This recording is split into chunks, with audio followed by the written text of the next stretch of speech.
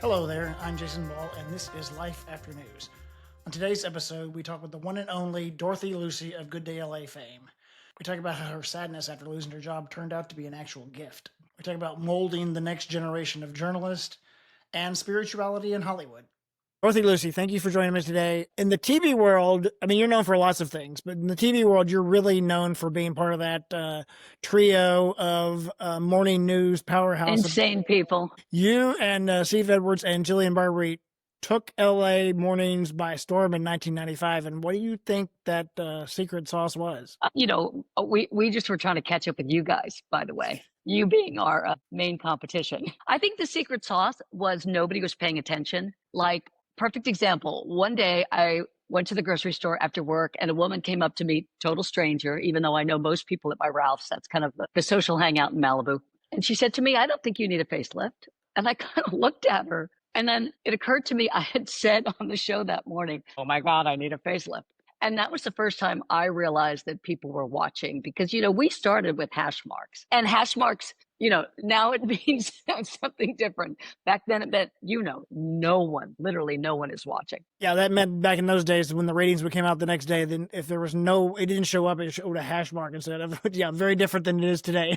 And no human being is watching you. But it's funny because the KGLA Morning News also started off very slowly, but I feel like they evolved over time and caught on. But Good Day LA actually started a couple of years earlier than you guys came in, right? And then they retooled it with you guys, and then you guys really took off and were amazing and outdid the morning news for many years. I honestly think that, you were paying attention.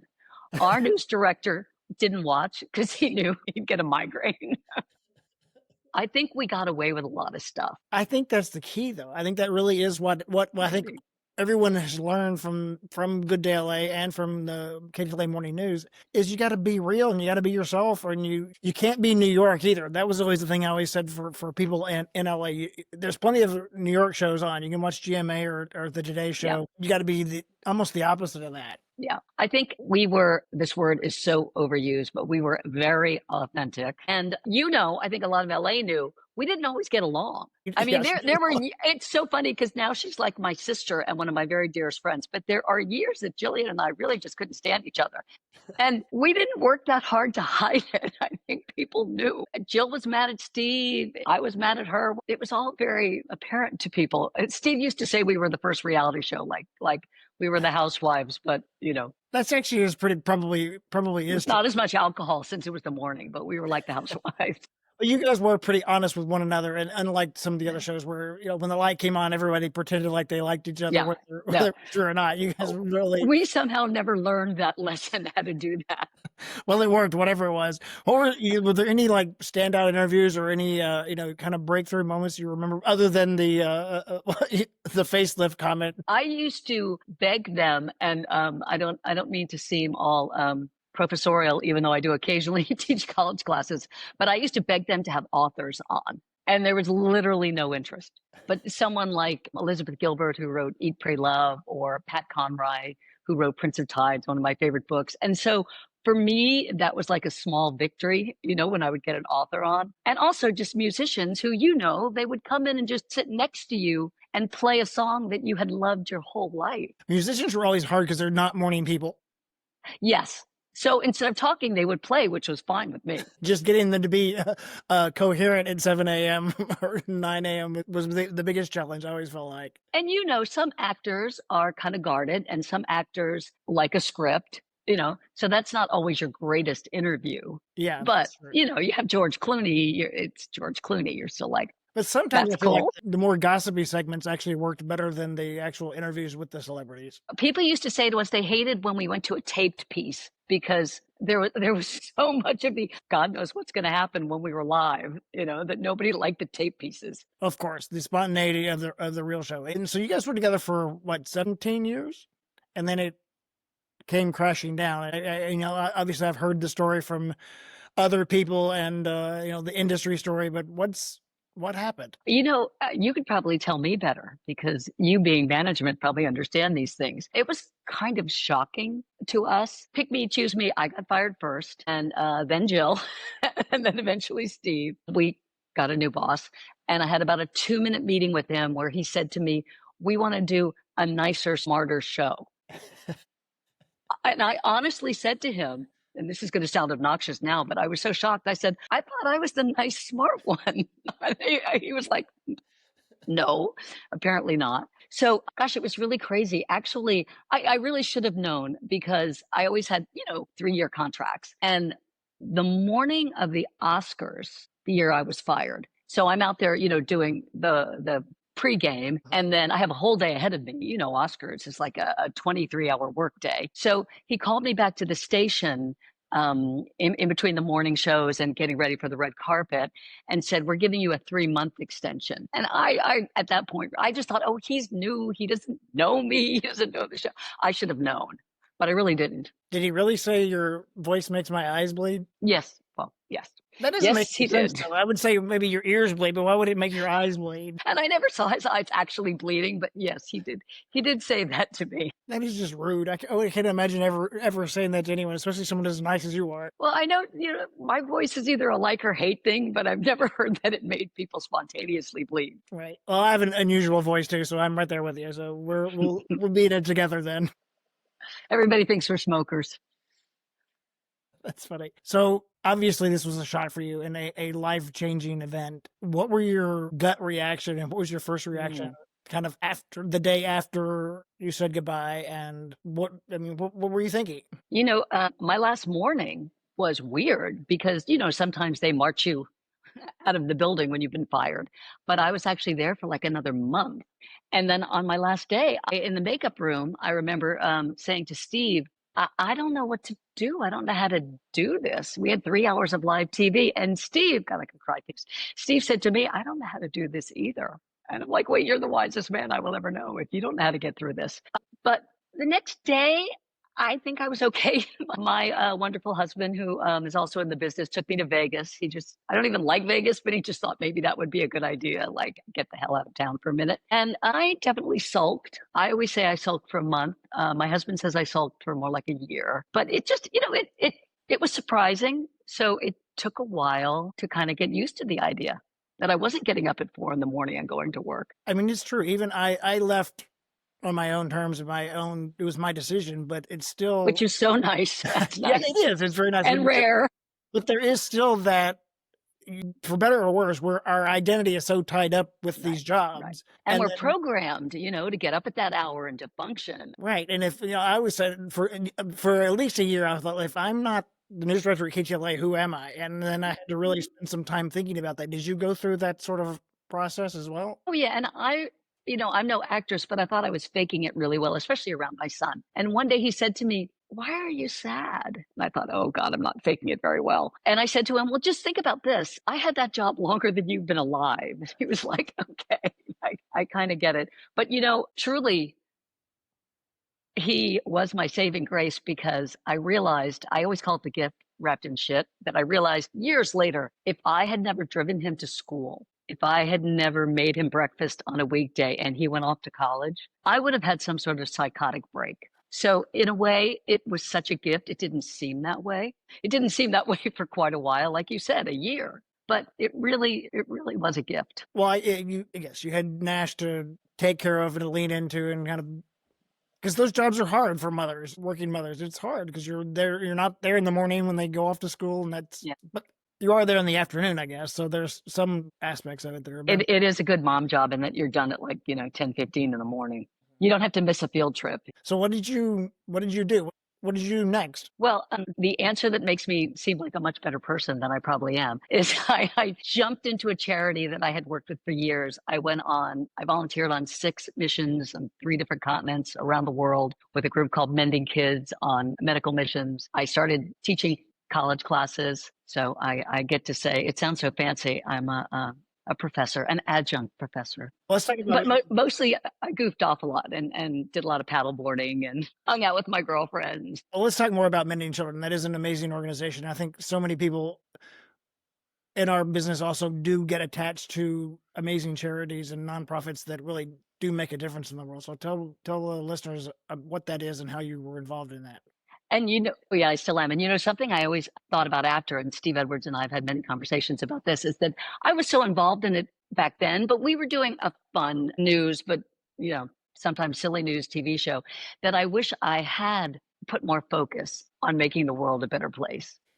When I teach classes and my students leave for the semester, I always say, go save the world. And they give me that look. And I'm like, in small ways, go save the world. And that's what Mending Kids does. It's like one kid at a time. Yep. It's Doctors Without Borders, but for kids, we send surgeons all over the world. They usually spend about 2 weeks in a different place. And the nice thing about Mending Kids is each surgeon commits to going back to that same place once, sometimes twice a year for 5 years. So not only do they obviously save the lives of children, but they also teach the local surgeons. So the idea is that in 5 years, the local surgeons are completely up to speed and we can move on to somewhere else. That's amazing. And then sometimes they bring children to the U.S. We do. It's really expensive to bring kids here, believe it or not. We can probably go to almost anywhere in the world with a cardiac team and do 50 surgeries. So save the lives of 50 kids for what it would cost here for maybe 2. So we bring kids here sometimes. We had a little girl who stayed with us for a couple of months. We bring kids here sometimes with special circumstances, but normally we're sending teams out. So what was the most impactful place you've been in, or a story from that experience? Gosh, I've been to Ethiopia twice. I always say I'm the only person who's been to Africa and never been on a safari. Oh no, same. Really? I went to Kenya with UNICEF in 2017 and never saw an elephant or a giraffe or anything. Never went on safari. I know. I saw some donkeys in the street because some There were people use camels donkeys everywhere as randomly. vehicles there. My God, when I first got to Ethiopia the first time, in a bus with the surgeons and everybody else, and we pull into a gas station and a flatbed truck comes in with 7 camels. And I'm like, you're in Africa. There are 7 camels parked next to you at the gas station. I love that you did that. I mean, you probably had a similar experience. After a week there in a refugee camp, I'm like, I don't have problems and I will never say that I'm starving ever again. I might be hungry, but I am not starving. Yeah. And those experiences are really our life. Yeah, we had a young man who we brought here, Special Circumstances. He was actually from Ethiopia. He had, imagine this, 10 pounds of tumors on his hands. God. They looked like basketballs. And it was actually very hard to find a host family for him, somebody he could live with while he was having surgeries, because people were so freaked out. So he came here. We think he was about 10. And, you never know, but we think he was about 10. And so his name is Workana. He wound up going to school with my son and with all the other kids. He never held a book before. He used to hold them upside down. We'd be like, no, it goes the other way. But he has had at this point probably 15 or 20 surgeries. His hands look not perfect, but functional. And almost normal. It is not the first you notice his smile. You never notice his hands first. He graduated from college. He has his green card. He's living here. He's working here. That's not the case with all or almost any of the kids that we save. That's amazing. Going to school in Malibu, that must have been a life experience. Talk about someone who's impacted my life. That's great. So, and I did not realize that you had been teaching at Chapman so much until I started doing my research. That's got to be rewarding. I love teaching. And I teach at Pepperdine, which is, of course, down the street every once in a while. But Chapman just has a bigger program, so they use more adjunct professors. I'm going to be teaching reporting in the fall, so feel free to come speak in my class. I make everybody come speak in my class. So your husband is obviously the investigative reporter, or former investigative reporter at CBS and KCAL, who I worked with for many years. A great guy. I always said, if you open the door and David's sitting there with a fuzzy microphone, go the other way. I say that to him sometimes. I'm like, don't chase me with that microphone. So what do you find? Tell me more about the teaching and that aspect, what it really means for you. My husband makes fun of me because every class I have, I always say to him, this is my favorite class. These kids are going to save the world. I just really enjoy, for one thing, what they teach me. And I don't mean just about technology, but they, certainly, I taught a social media class once and I thought, oh my God, they all know more about it than I do. But it's funny, they were all sort of social media shy because they all got Instagram in middle school and it was not necessarily a great experience. Oh, that's interesting.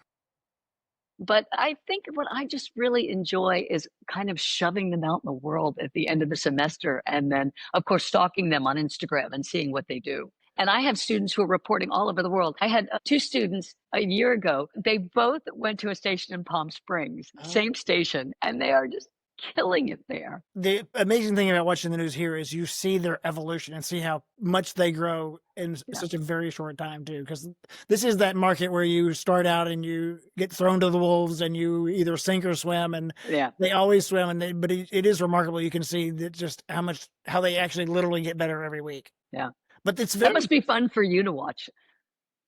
I mean, you're so used to molding talent, and it's true. I have a friend who lives here now, and he's a former executive, but we both started out as news producers, and he's like, I have an idea. So we're going to go to the KESQ and we're going to produce the noon. You'll do it 2 days a week and I'll do it 3 days a week. And then next week we'll do it. I'm like, no, but that's where both my students are. So you can volunteer.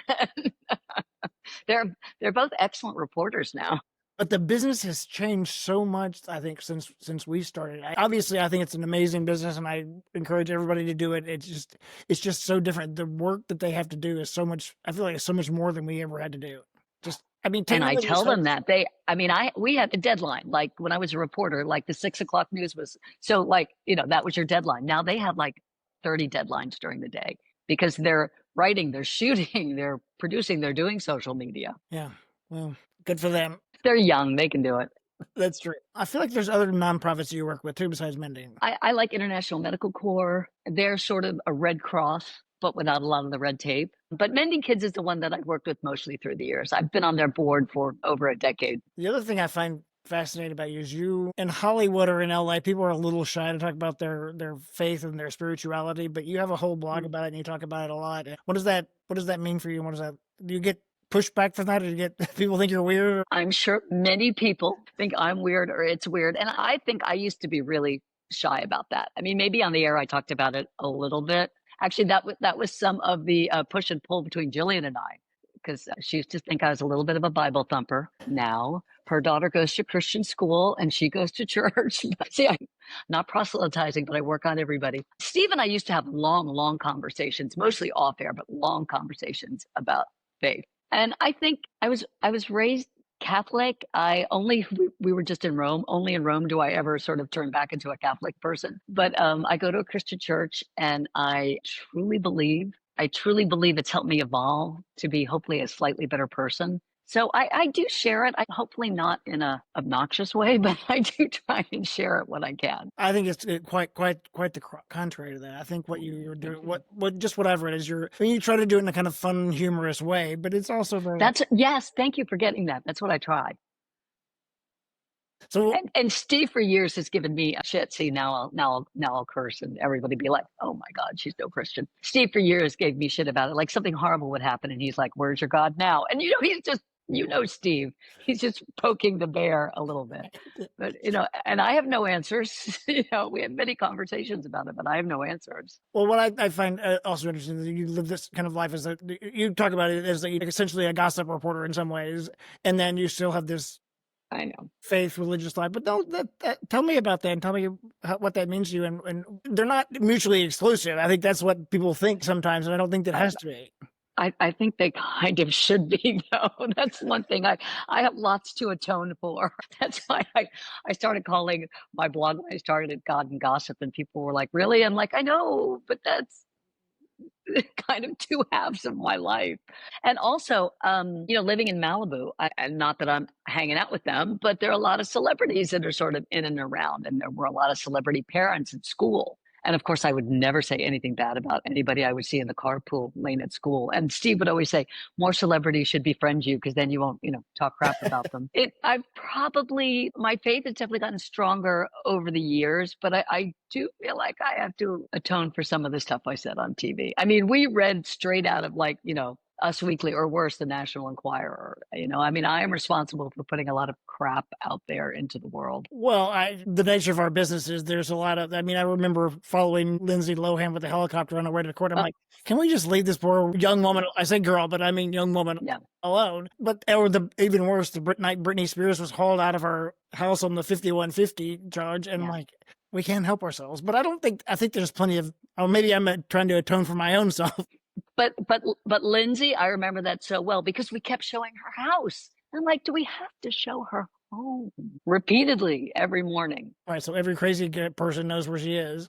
So what do you wanna do more in kind of faith-based work, or is it just your personal would you ever do anything outside that with religion or spirituality? I would, but I think, like you said before, I try and make a little light of it, and I don't know if those things go together for everybody. You know, Kristen Chenoweth, who I'm sure you had Oh, on a yeah. million times, and we had on a million times, and I adore her.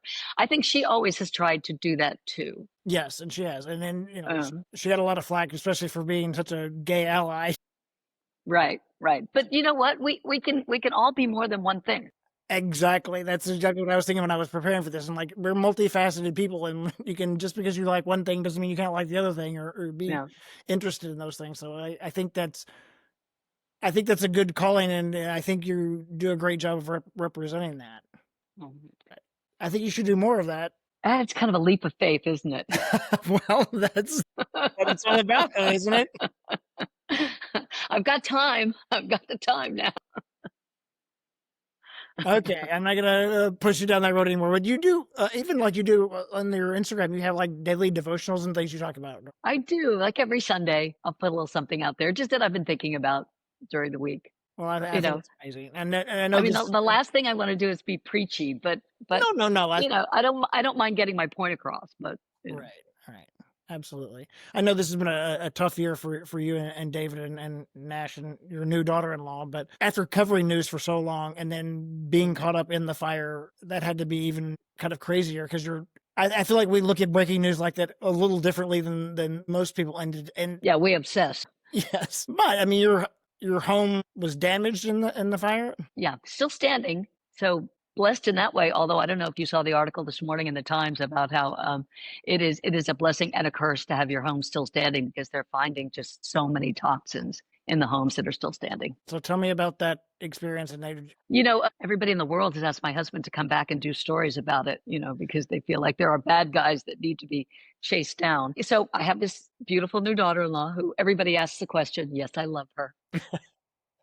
I adore her. So she and Nash were in San Diego and they moved up to LA for their job. So they were living with us for a short amount of time until they figured out where they wanted to go. And that, of course, ended very abruptly. We were actually, my poor daughter in law, evacuated twice, once with the Franklin fire in December, and then, of course, the Palisades fire. So I was actually teaching. That was the first day of the semester. So I'm on my way to Chapman. And, the fire was in the Palisades. The winds were terrible. At one point, my husband said to me, we never thought it would come to our street. But he said, what if you can't get back? So I said, all right, I hate to do this because it's the first day of school. Even though they're college kids, I still look at it like it's the first day of school. But I said, okay, I'll do it on Zoom. So my class started at 4, and about 4:30, I could see that the fire had almost hit Topanga. So, that's a huge red flashing siren. So I quickly ended my class and the kids left. I have 2 grand dogs. So they left with the dogs. They packed up and left. And David and I really hung around probably way too late. But we went down to PCH. So we knew, obviously we could get out in a second. We had all the cars packed and we saw the flames and my coming over the recollection, ridge.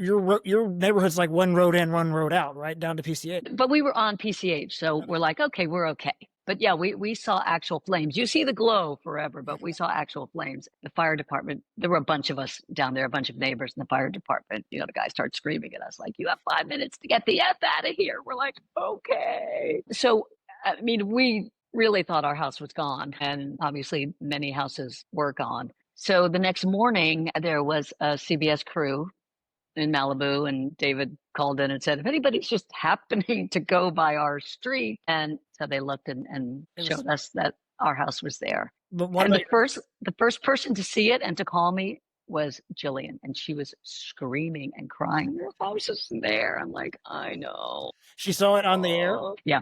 Oh, that's amazing. But Because as soon as they told David it was there, they sent him into the live shot, of course. Oh, yeah, of course. So the Emotional. neighborhood is still devastated, though. A lot of it's been cleaned up, but when you say cleaned up, we call it debris. It's somebody's house. I had neighbors who just moved in. I had neighbors who've lived there forever. It's complicated stuff, and it will be for a long time. We have our house in LA is rented by some people whose house was also damaged but not destroyed in the fire in Palisades. And Oh, Palisades. In some ways, I almost feel like it's worse because what do? Can you go back? Can you fix it? Is it fixable? What is? And Where are you in the process now? we have neighbors who have gone back. I hate to say this, but a lot of it depends on your insurance. So when And you that was the story in the Times today, that we really need to clean up these houses that are still there. You can't just go back in. You really need to clean them.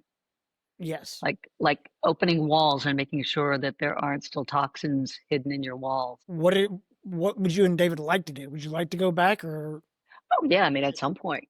because you lived there for a long time, right? Yeah, gosh, 27 years. Unbelievable. One last thing I want to ask you about is Sam Rubin, our dear friend. How did you guys meet? Because you guys met prior to Good Day or Morning News, right? We did that very unsuccessful show Scoop together when Perry Rubin, I know you know his kids, when Perry was about 3, my gosh, decades ago. It's been about a year, and we just lost our friend Lauren Roosh, who I know if you didn't know personally, who was a baby producer on Scoop with Sam and I, and then worked at Good Day LA forever, and then went on to be a VP at HGTV. And of course, when that happened with Lauren, the first person I wanted to call was Sam. So I still find it hard to believe that he's not with us anymore.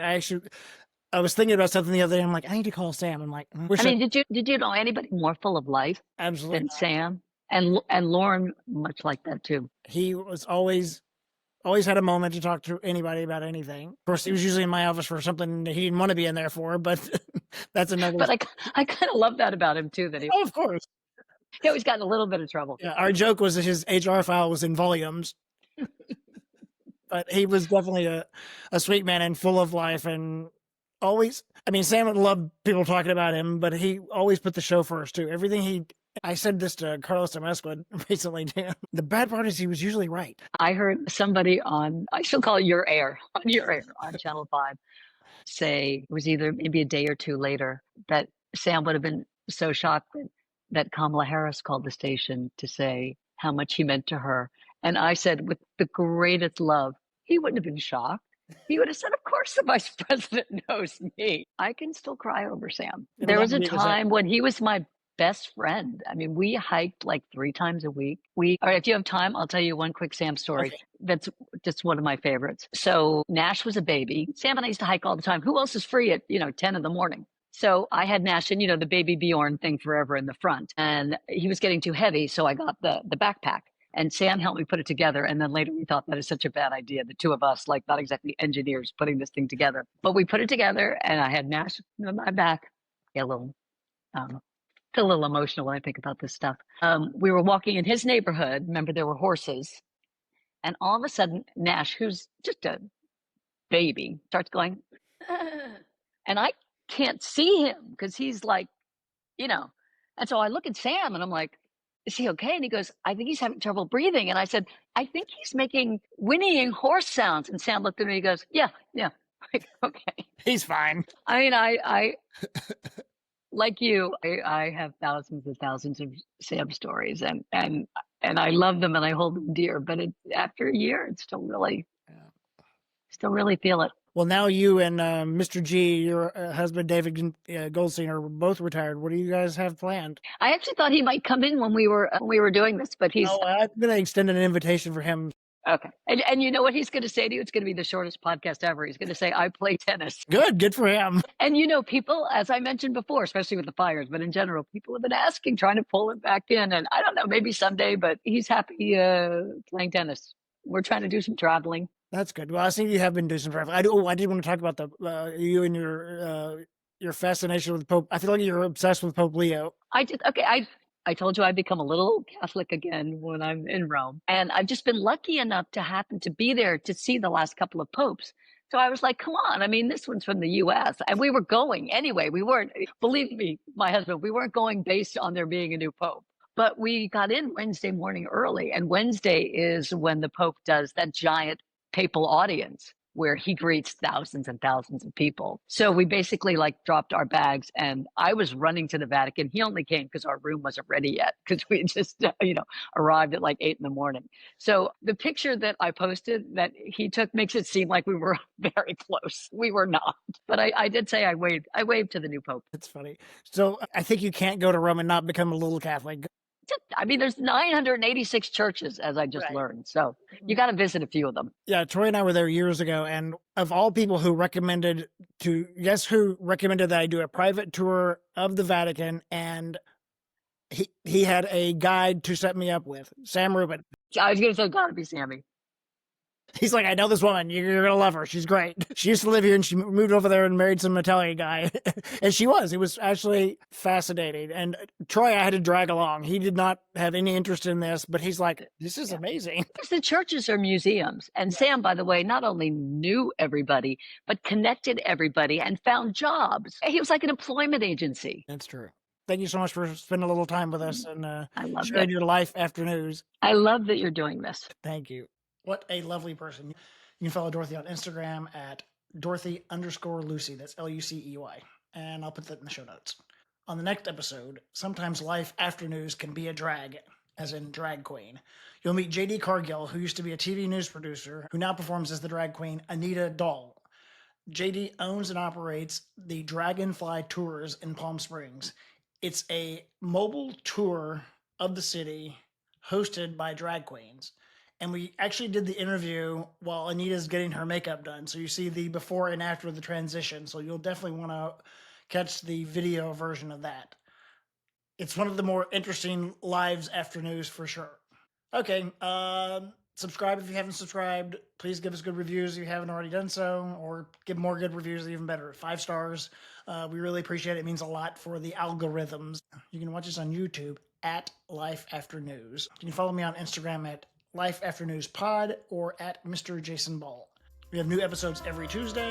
If you like it, share with a friend. Until next time, thanks.